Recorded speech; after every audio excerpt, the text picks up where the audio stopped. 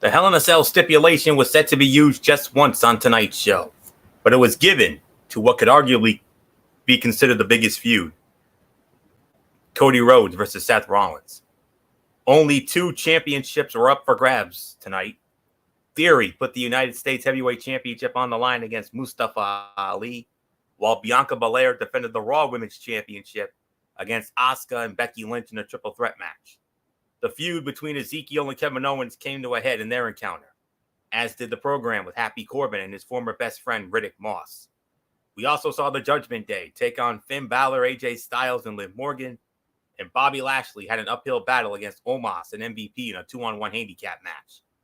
Let's take a look at what went down during tonight's Hell in a Cell pay-per-view event. Welcome, everybody, to this special edition of Talking Wrestling TXN and a little bit of TXN Sports World in between. I am your host, Anthony Florio. I am sitting in tonight for good old MF Michael Fletcher. He is not with us tonight due to work commitments beyond his control. I am, however, joined by the Phenom Michael Bullock, fresh off a special weekend of his own. And, well, let's dive right on in. Of course, we're going to be recapping Hell in a Cell this evening. And then after that, we'll get into not one, but 2 moments of shame, unfortunately, today, in the form of the Rangers Roundup and the Celtics chat. And unfortunately, I'm going to be going off during the Ranger Roundup. And I just want to warn you all right now. And I'm going to do something on that I've never done before. It's going to pain me to do it, but I'm going to do it anyway. So with that being said, let's dive on in. Hell in a Cell, of course, live from the Allstate Arena, Chicago, Illinois, the IWC capital of the world, as we jokingly call it.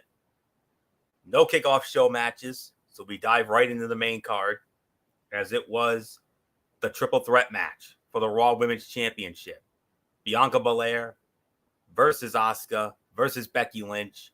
Winner of the match in 18 minutes and 55 seconds. And still the Raw Women's Champion, the EST of WWE, Bianca Belair, retains the title. Wow. The most impressive part of this performance was how well balanced it was. All 3 competitors had ample opportunities to be the one in control, but it never felt like one was in the ring less than the other 2. The crowd was hot from start to finish because the superstars never gave them a reason to look away. It's hard to even find anything to be critical about with this one, because it felt like everything worked exactly as it was supposed to. Even the moments that seemed unplanned did not slow things down. After Becky Lynch hit Asuka with the manhandle slam, Bianca threw her out of the ring, covered Asuka for the win to retain the Raw Women's Championship. To be perfectly honest, now that I think about it, this match should have taken place inside Hell in a Cell. It was already lowered around the ring during the pre-show, so that would have been perfect. Having only one match in the cell felt like a bit of a waste when that is the name of the event. Even though Asuka got a good reaction, it felt like the crowd was firmly in Belair's corner. EST chants broke out right after the first bell. Asuka is so smooth when she jumps on somebody to take them down for an armbar. At one point, Asuka hit a series of strikes and a German suplex on Lynch that looked incredible. Every hit looked like it connected. Big Time Beck sold everything perfectly. Asuka putting both opponents in the ankle lock at the same time was a fun spot. I'm going to give this 4.25 stars for the effort.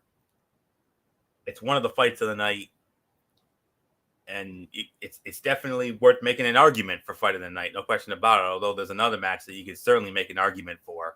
So I got to give it at least 4.25, teetering on 4.5, but I'm leaning more towards 4.25 for this. It's definitely one of the fights of the night for sure, and a great jump off for this event here tonight. So not much more to say here. Michael Bullock, come on in. What a way to start off the Hell in a Cell here tonight. The EST remains the BEST on Monday Night Raw. Still the Raw Women's Champion. Retains the title in an amazing triple threat match. 18 minutes and 55 seconds. Yeah, this is definitely a 4.25 star match, and a great jump off to this Hell in a Cell pay-per-view. Um, yeah, I mean, I thought it was well balanced.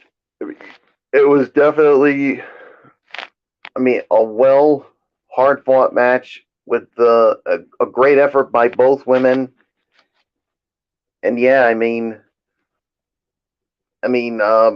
Bianca Belair basically she took a page out of Becky Lynch's page where she she basically threw Becky out, and after she hit the manhandle slam on Asuka, and she was the one that got the victory. So yeah, something tells me. I mean, after that, I think the war between Bianca and Becky is definitely far from over. So 4.25 stars. Definitely one of the fights of the night. Uh, let's move on to the next match, Florio. And it was the 2-on-1 handicap match. Almost an MVP squaring off against Bobby Lashley. Bobby Lashley wins the match, 8 minutes and 25 seconds. And Michael Bullock, you got exactly it. You got it exactly the way you wanted it. You wanted to see Bobby Lashley hook the hurt lock on MVP and make him tap out. Well, ask and you shall receive. 8 minutes, 25 seconds. Yeah, I'm glad that Bobby Lashley put the hurt lock on that little runt MVP, or should I say that not only little runt but the turncoat, if you will. Yeah, and got a little retribution. And I don't know about you, Florio, but after the match, I mean, he grabbed a replica WWE Championship from a fan afterwards, signing that he will once again be WWE Champion. I don't know about you, Florio, but could that be a sign that he wants a shot at the Tribal Chief? It's very, very possible. I mean, that would be an ultimate be a man fight in Bobby Lashley and Roman Reigns. oh, but I'd love to see it. We'd love to see it. I mean, do I think it's going to happen? Probably not. Not right away, but I think it might happen somewhere down the line. But yeah, I think at least Bobby Lashley can now hopefully close the door on the with this rivalry with Omos and MVP. So yeah, I'm gonna give this maybe um, 2.5 for the effort here. So Anthony Florio, as I give it to you, I mean Bobby Lashley wins, but like I said after the match, I think that's a sign he wants a shot at the Tribal Chief. When does it happen? Who knows? Well, possibly a future Raw, maybe Money in the Bank, although Riddle's the name I've heard being thrown around for it. But we're gonna have to keep an eye on it. But as far as this is concerned, I'm gonna give this 2.5, teetering on 2 3/4. Nobody really expected much from this match, me being included, but it ended up being decent. I mean, it wasn't great or memorable by any means, but it wasn't bad on any level. The crowd seemed pretty happy for Lashley as he celebrated with that fans WWE Championship replica belt at ringside. So there isn't much more to say here, except that it'll be interesting to see if Cedric Alexander actually tries to form another alliance with Bobby Lashley, or if that was a one-time thing to get back at MVP. So, we'll keep an eye on that. But nonetheless, 2.5, maybe 2 3/4 of a star for the effort here. So not much more to say. Let's move on to our next match, which was Kevin Owens versus Ezekiel. Kevin Owens wins the match, 9 minutes, 20 seconds. I'm going to give this about 3 stars, maybe. It was nice to see Ezekiel get a chance to have a proper match with a great performer like Kevin Owens. It feels like most of what he did as Elias was too gimmicky, and the same can be said about some of his matches as Ezekiel. This bout allowed him to show off what he can really do. And after nailing Zeke with a few super kicks, Owens finished him up with the stunner for the win. It certainly is not going to end up being the fight of the night, but it was quite entertaining from what it was. And the momentum changed from one competitor to the other several times, and it helped make this match feel more competitive than some of us fans may have expected. So I will give this about 3 stars, 3.25 at most, but it's within that 3 to 3.25 range at the least for this one. So, and the right guy won. Oh, by the way, so not much more to say here. Michael Bullock, Kevin Owens gets the win. 9 minutes 20 seconds, time of the fall here with the stunner. Yeah, it was a nice win here for Kevin Owens. Yeah, so now the big question is obviously what's next after this. I mean, hopefully this is the end of this, but we'll have to wait and see. I mean, it was good to see Ezekiel to be able to perform well with someone like KO. So yeah, so 3 stars for me. So let's move on.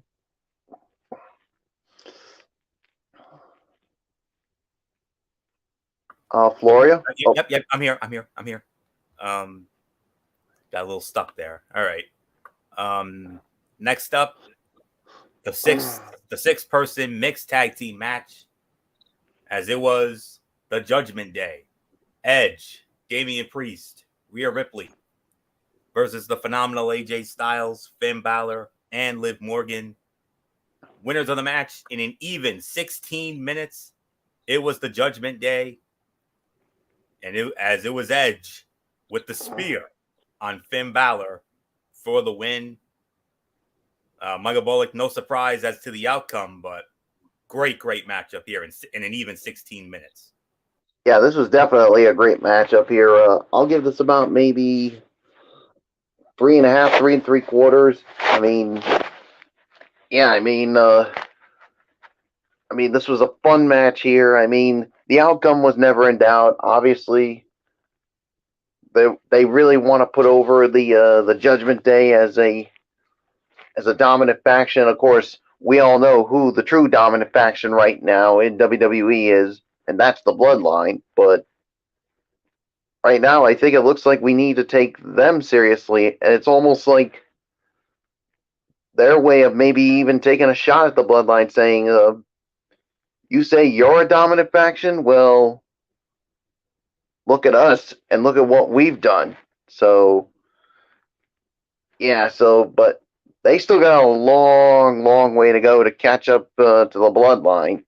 But a nice statement win here for the Judgment Day. But now the question is, Florio, as I give it to you, who's going to be the next poor unfortunate soul to cross lines with the Judgment Day? Well, only time will tell on that. We'll see maybe if something goes down tomorrow night on Monday Night Raw in Green Bay. But nonetheless, 3.5, 3 3/4 of a star. I agree with this. Solid match that had a good mix of storytelling and competitive action. We did not get a new member of Judgment Day, as some folks predicted, but the outcome was still the right call. And even though Liv Morgan is not that heavy, Rhea Ripley holding her up for a vertical suplex as long as she did was still impressive. Finn Balor spent slightly too much time on defense when he was in the ring. There was always somebody who fills that role in matches like this, but it seemed to last longer than it needed to in this case. WWE had a perfect camera angle for the sliding knee Styles hit to Priest from the apron. And it's really all there is to say here. So I agree with Bullock's rating, 3.5, 3 3/4 for this. Next up, the no holds barred match. Happy Corbin versus Madcap Moss. Madcap Moss wins the match, 12 minutes and 5 seconds. I will give this between 3.25 to 3.5 for the effort here. And I'll say this. Since this match was more about weapons and brawling than traditional wrestling, it is a bit harder to judge than a standard bout, but the stuff they did looked good and the crowd was having fun. But this was a relatively standard hardcore style match for WWE until the end. Moss put a chair around Corbin's neck and then slammed the bigger half of the steel steps onto it before pinning him for the win. Pretty brutal spot for a babyface, but it worked. easily the most impressive Madcap Moss has ever been allowed to look in a WWE ring. So in that regard, this bout was a success. And Corbin hit the chair. He wedged into the corner hard. He didn't look like he was injured, but he really threw himself into that spot, both literally and figuratively.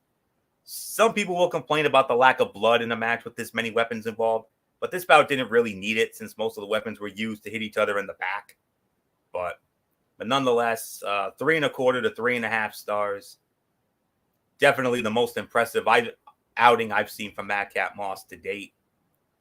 I still say get rid of Madcap and call him Riddick Moss. That's just the way I see it, especially now that you gave him that new look the other night. So 3.25, 3.5. Michael Bullock, Madcap Moss with the big payback win here, and let's hope that this is the end of this feud. Yeah, I really hope this is the end of this feud. I mean, especially after what Madcap Moss did to Happy Corbin tonight. So 3.25, 3.5 stars. I mean, I know some people would have expected in a no holds barred to see some blood, but like you said, Florio, this really didn't need it. Even though, like you said, there were some shots to the back, especially with the chair, and then some of the other things we did see. But all in all, one of the best matches from Madcap Moss, and I agree. He should just go back to being Riddick Moss. So there's really nothing more for me to say. So let's move on. United States Heavyweight Championship on the line, as it was Theory defending the title against Chicago's own Mustafa Ali. Winner of the match in 10 minutes and 25 seconds, and still the United States Heavyweight Champion. Theory, he wins it with the A-Town down. Michael Bullock, no big surprise, the champion stays the champion. So who's next to go after the reigning title holder?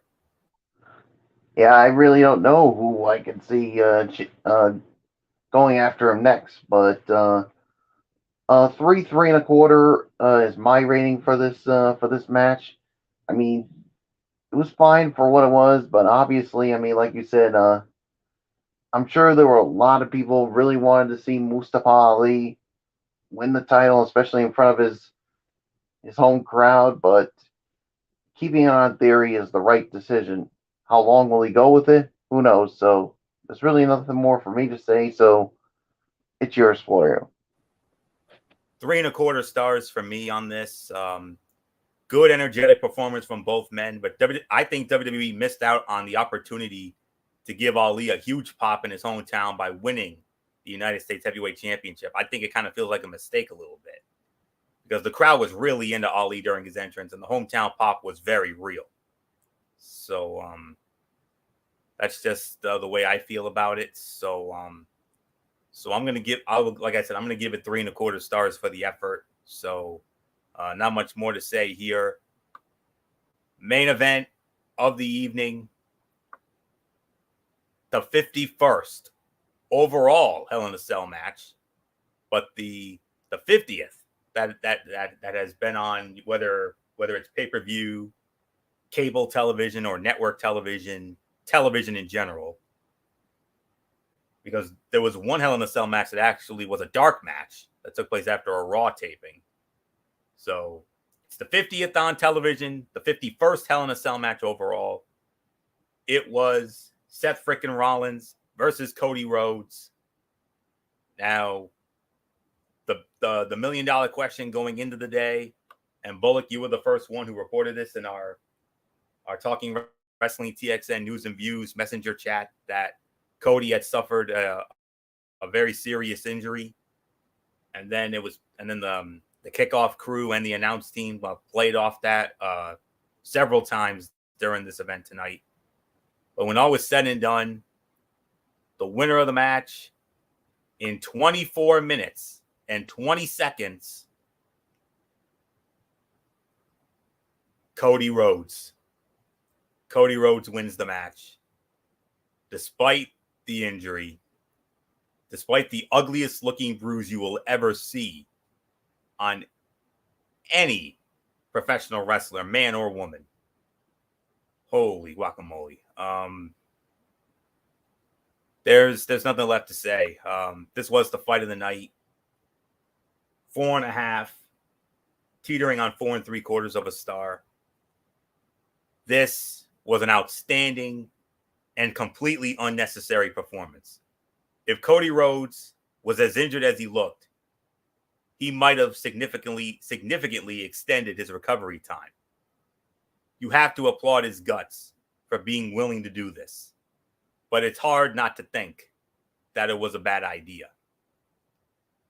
Whether it was a partial tear or not, it still felt inadvisable for Cody Rhodes to work this match.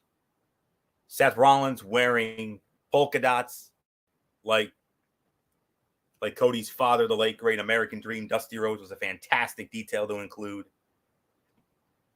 You notice it looked like Cody Rhodes could barely lift his arm during his entrance. Every single spot that caused Cody Rhodes to scream in pain looked so much more real because of his injury. And why was there a bull rope under the ring? They used the bull rope during this. Take you back to the old school WCW days when Dusty and Dustin Rhodes used to use bull rope, were in bull rope matches many of times. So that was a fun little surprise to it. But nonetheless, a very good match, all things considered. Cody going over may have been a surprise. It closed the night on a high note, but it was surprising if only because he's probably going to miss a lot of time after undergoing surgery. But I do like the call because Cody going over makes the story of his character working through the injury even more legendary. And who knows, maybe this will lead to some type of character shift for Rollins. I don't know. But that's really all there is to say on that. So with that, 4.5 to 4.75 of a star. And no question, it was the fight of the night. So as we expected going in. But Michael Bullock, all I can say is it doesn't matter if you like Cody Rhodes or you don't. We do.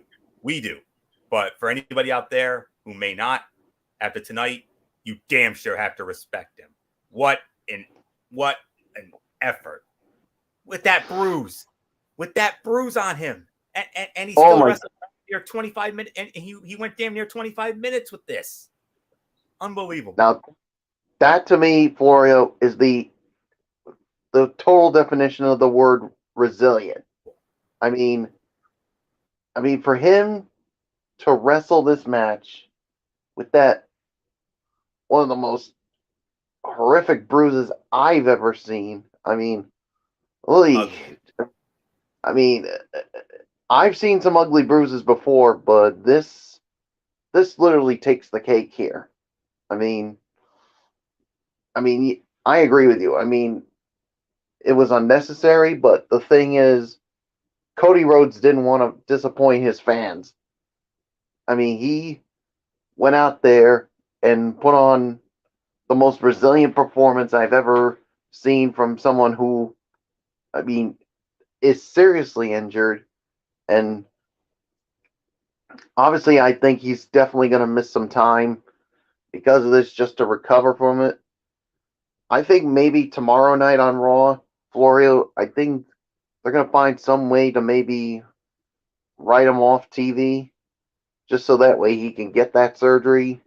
So we'll wait and see how it goes. But major kudos to Cody Rhodes for putting on one of the best performances, one of the most resilient performances. So 4.5 stars is my rating as well. So, and as far as my overall thoughts on this edition of Hell in a Cell, I thought it was a good show. I'll give it maybe a 7.5 out of 10. I mean, all the matches I thought were good. Well, you know what? I'll give it 7.5 to 8. That's how I'm going to go with it. I mean, were there some things that could have been better on this show? Absolutely, but I mean, there wasn't even really a match that was that bad. I mean, and the thing is, I mean, when you eliminate the campy comedy nonsense that sometimes we see on WWE, the product is good, and that's what we saw with this. So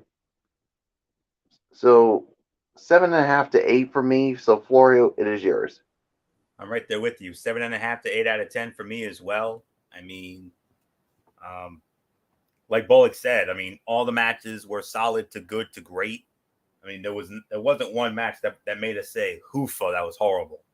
Um, I would say by default, I would say the worst fight of the night was the handicap match. To be honest with you, even though it wasn't remotely that bad, but Hell in a Cell stole the damn show. The main event, the women's triple threat, I think was the second best fight of the night, and then rounding out the top three, I would say was the 6-person mixed tag. So definitely a 7.5 to 8 out of 10.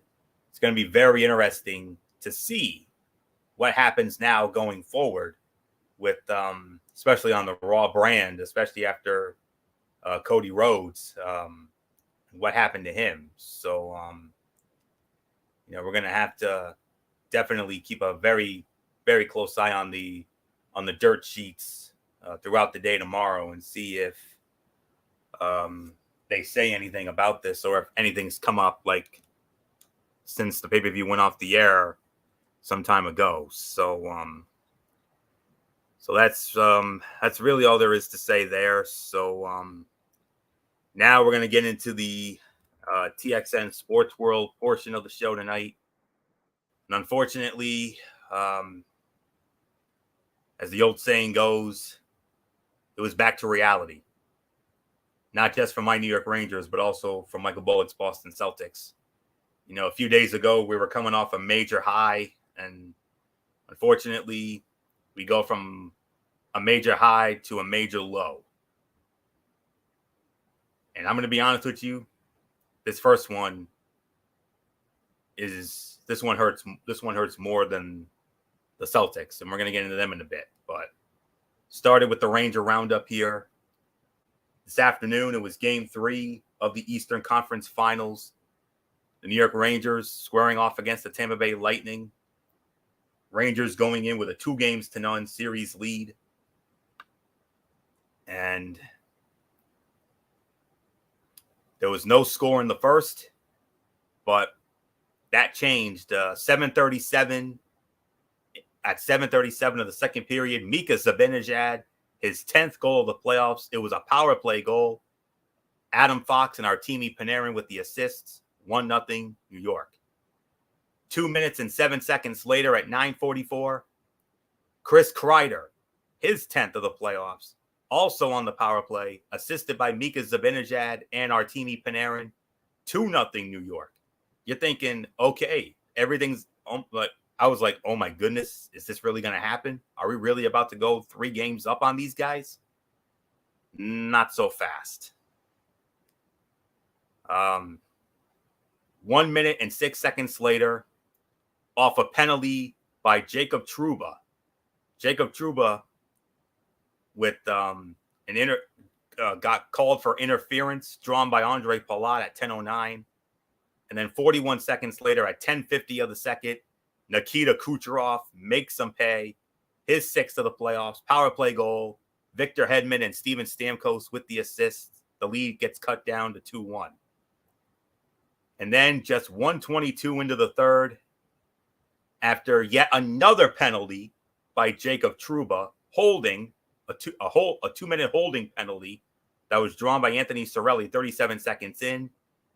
1:22 of the third period, Steven Stamkos, his 6th of the playoffs, power play goal. Corey Perry and Nikita Kucherov with the assists. Ties the game at 2. And then, with the way it was going, it looks like it was looking like the game was possibly on its way to overtime. No. At 19:18, with 42 seconds remaining, Andre Palat, his 6th of the playoffs. Nikita Kucherov, Victor Hedman with the assists. And with that, the Tampa Bay Lightning literally snatching victory from the jaws of defeat. Tampa Bay Lightning win Game 3, 3-2. They cut the Ranger lead to 2-1. Game 4, right back at Amalie Arena in Tampa. Game 4 will be on Tuesday night. And oh my God. Oh boy.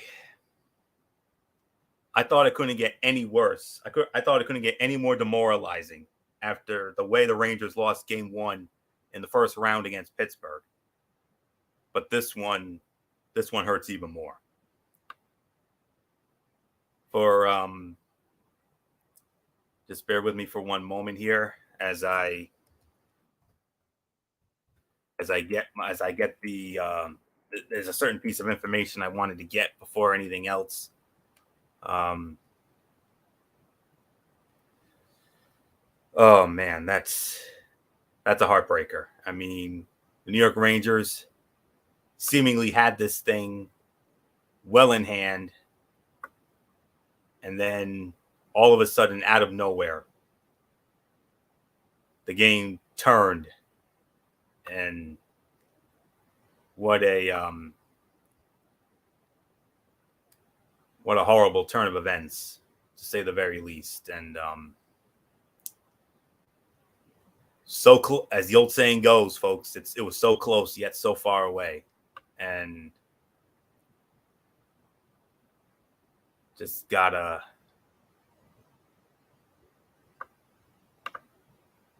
find all this here. So okay.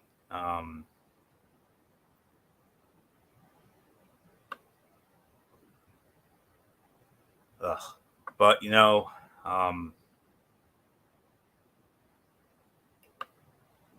shots on goal 52-30 in favor of the Tampa Bay Lightning. Face-off percentage 51-49 in favor of the Rangers.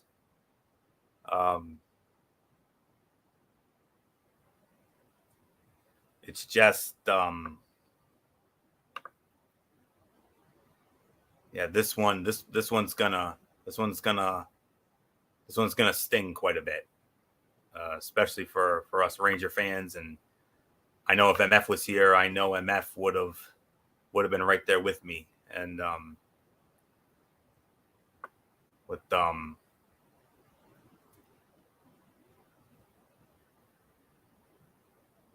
okay, here we go. Now I got it. 3 stars of the game. The number 3 star was Steven Stamkos. The number 2 star was Andrei Vasilevsky. And the number 1 star was Ondrej Palat. So those are your stars of the game. Now let's get to the business at hand. Andrei Vasilevsky, 28 saves, 30 shots. Stars of the game, Nikita Kucherov, goal and 2 assists. He also had 2 takeaways. Anthony Cirelli, 3 takeaways, had a couple hits. Steven Stamkos, goal and an assist with 3 hits. Alex Killorn with 3 hits. Ondrej Palat, the game-winning goal, 4 hits on the day for him. Corey Perry with an assist, 2 hits and a block. Ross Colton with 3 hits. Patrick Maroon, 6 hits on the day for him. Mikhail Sergachev, great stat line for him. 4 hits, 3 takeaways, 2 blocks. Eric Cernak with 3 hits and a takeaway. The former Ranger, Ryan McDonough, 3 blocks and a hit. Victor Hedman, 2 assists, 2 blocks and a hit. And that's all she wrote right there.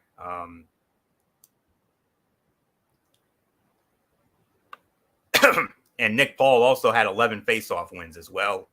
Steven Stamkos, 6 face-off wins. Anthony Cirelli, 5 face-off wins. That definitely helps in the game, no question about it. Without a doubt, a game the Tampa Bay Lightning absolutely had to win. As for the New York Rangers, it wasted such an effort from Igor Shesterkin. 49 saves on 52 shots. Mika Zibanejad, goal and an assist, 2 blocks. Andrew Kopp, 2 blocks. Chris Kreider, a goal and 2 hits. Artemi Panarin, 2 assists and a block. Vetrano with a couple hits. Filipino with 3 hits. Barclay Goodrow with 3 hits and a block. Tyler Mott with 2 hits and 2 takeaways. Ryan Reeves, 2 hits and a block. Ryan Strome, 2 blocks and a hit. Keandre Miller, 6 hits, 2 takeaways and a block. Jacob Trouba, even though I'm going to have a few choice words for him in a minute, he did have 6 hits and he had 4 blocks on the day. Great stat line. I will give him that. But I'm going to have more on him in a minute. Justin Braun, 3 hits, a block and a takeaway. Ryan Lindgren, 3 blocks and 2 hits. Braden Schneider with a couple hits. Adam Fox had 2 hits, a block, and he also had an assist. And that was that. I don't ever like to have to do this, but this is one thing I do have to do here.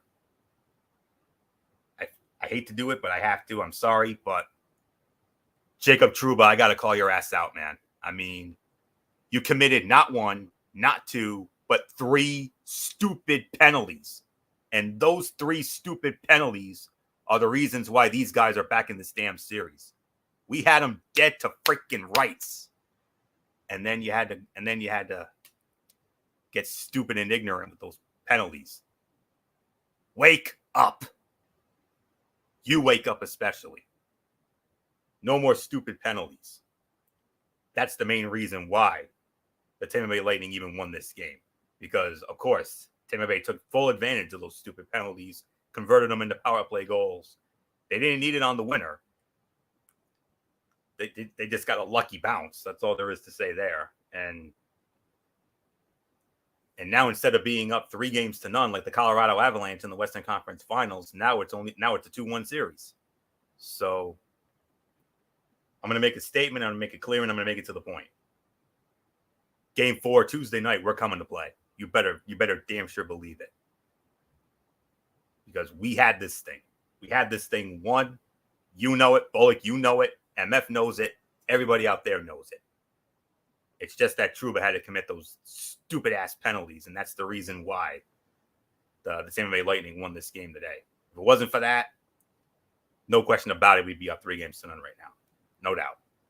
But Game 4, they're coming to play. You better believe it. The one thing that they have to do, I mean, they played a great game, but it's just that Trouba just committed those stupid penalties. The only redeeming quality he had was those 6 hits and those 4 blocks that he had. But other than that, those 3 costly penalties, 2 of them led to power play goals, and hence that's the reason why the Tampa Bay Lightning are back in this series when we had them damn well dead to rights. So Igor has to stand on his head again. The defense has to clamp down, and most importantly, no more stupid penalties. Looking at you, Jacob Trouba, because you're the one who committed them. So you better wake the F up, son. That's all there is to it. So should be 3-0, but it is what it is. But you best believe Game 4, Tuesday night, you better believe we're coming to play. Period. And the statement and the quotation. Michael Bullock, I mean, I don't know what else there is to say. If Jacob Trouba doesn't commit those stupid penalties, you best believe the Rangers would be up 3-0 right now. Yeah, if he didn't commit those stupid penalties, who knows? This Ranger team will be up 3-0, but Damn sure would have been. Unfortunately, that's not the case here. And look, I mean, give credit where credit is due. I mean, Tampa needed this win, obviously, and they did what they had to do. So now, can they even up the series? We'll just have to find out with the way this has gone so far, these first 3 games. So yeah, that's pretty much all I can say is that. And now we go from one downer to another downer. And this one here really sucks. I know. I know we were going with that, Bullock. Just a few days ago, we were coming off a major high, going back to last Thursday night on TXN Sports World. And, when we did that bonus commentary and everything, but unfortunately, back to reality, as the old saying goes. And not just for the Rangers, but also for the Celtics as well. It wasn't in heartbreaking fashion, but it was in vintage Golden State Warriors dominant fashion for this. So before I get into that, I will just say this, though. A closing word on the Ranger Tampa thing. I'm gonna make a bold prediction right here and right now.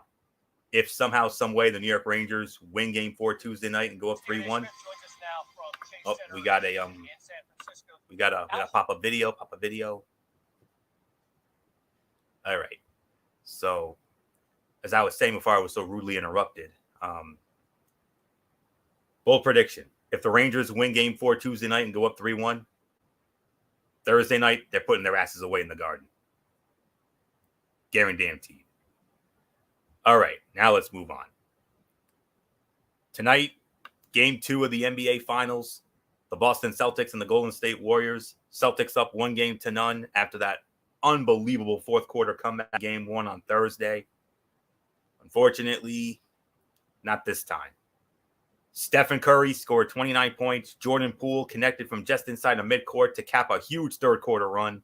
And the Golden State Warriors beat the Boston Celtics 107-88 tonight in Game 2 to even the NBA Finals at 1 game apiece. Poole finished with 17 points for the Warriors, who outscored Boston 35-14 in the third quarter to turn a 2-point halftime lead into a 23-point edge. And when the Warriors then scored the first 6 points of the fourth, the Celtics literally waved the surrender flag and emptied their bench. Golden State also got 12 from Kevon Looney on 6-for-6 shooting and 11 apiece from Andrew Wiggins and Klay Thompson. Jason Tatum scored 21 of his 28 points in the first half for Boston.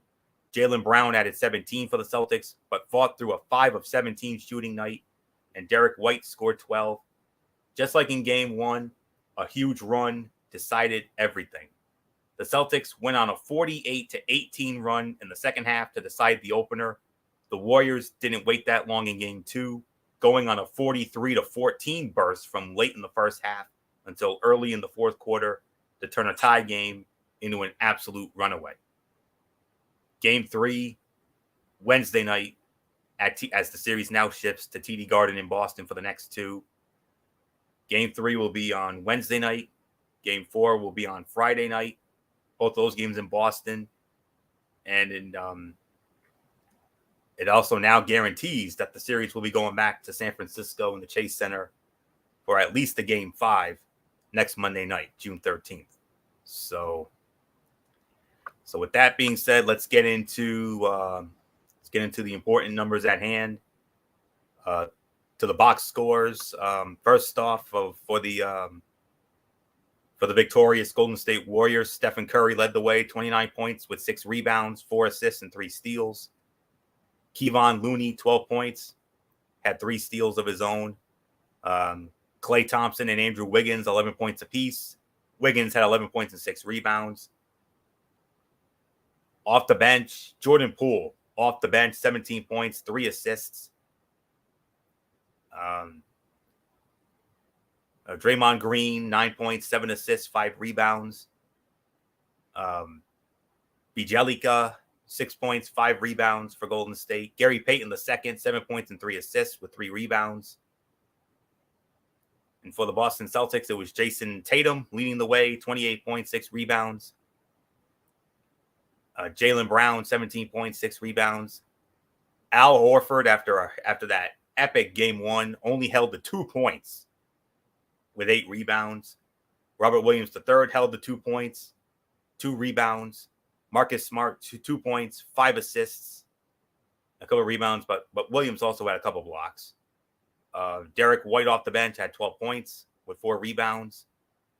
Grant Williams had 6. And not really much to make of that after. And now to the team numbers. Golden State shot 45.3% from the field, 39 of 86. Boston, 37.5% from the field, 30 of 80. Both teams went 15 of 37 from three-point range for a percentage of 40.5% from 3. Boston, 13 of 17 from the free throw line, 76.5% from the free throw line. Golden State, 14 of 20 for 70%. Offensive rebounds, both teams had 6 offensive rebounds each. Boston had 37 defensive rebounds, Golden State 36. So Boston had 43 total rebounds, Golden State 42. The Golden State Warriors had 25 assists. Celtics had 24. The steals. This was one of the key differences here. Golden State, 15 steals. Boston only had 5. But Boston had 7 blocks to Golden State's 2. But here was the problem. Celtics committed 19 turnovers. Golden State committed 12. But Boston did outscore Golden State 33-15 in points off turnovers. 13-12 fast break points in favor of Boston. But the points in the paint, the Golden State Warriors outscored Boston 40-24. Golden State committed 17 fouls, Boston 18 fouls. Both teams committed 1 technical foul each. Boston at one point had Boston's biggest lead at one time was 9. Golden State's biggest lead at one time, 29. 107-88. The Golden State Warriors win game 2, even the NBA Finals at 1 game apiece. Michael Bullock, I mean, it was close at halftime, and then the third quarter happened. Yeah, the third quarter is when it happened, and that's when the Warriors said, all right, enough of this nonsense, enough fooling around, and we're going off Golden State Warrior style, and that's what they did. And, I mean, yeah, with the Steph Curry doing what he does, and then, yeah, the onslaught was just on, but the real dagger was that third quarter, that buzzer-beating 3-pointer at the end of the third quarter. I mean, and that's when you pretty much know that there was no way the Celtics were going to win this game. But, man, I mean, what really, to me, Florio, what really killed the Celtics tonight, the turnovers and points in the paint. I mean, the thing that I think the Celtics need to fix is, of course, limiting the turnovers. That's the one thing, but they need to get more points in the paint, because, I mean, that's the only way you're gonna. That's the thing I think they really need to adjust for game 3. But I'm not all that upset about it, because the thing is, Florio, the Celtics already did what they accomplished, and that is get at least 1 game in Golden State. So now the series shifts to the TD Garden for Wednesday night for game 3. Can the Celtics bounce back and take a 2-1 lead? We'll find out. So, tough one tonight, but I'm telling you this right now, Florio. The Celtics are coming to play on Wednesday night. What do they got to do? What do they got to do? What do the Celtics have? What in your mind? What do the Celtics have to do to take back control of the series? Well, limit the turnovers, get more points in the paint, and